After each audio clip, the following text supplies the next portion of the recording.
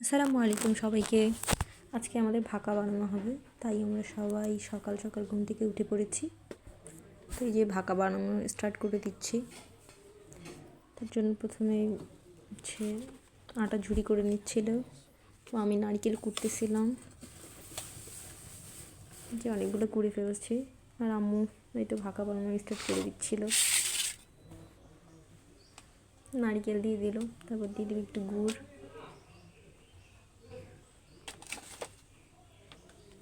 ওই যে বসিয়ে দিলে একটা প্রথম ভাকা।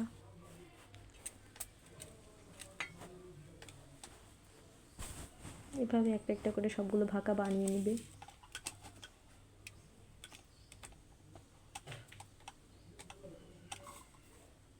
আম্মু অনেক ভালো ভাকা বানাতে পারে।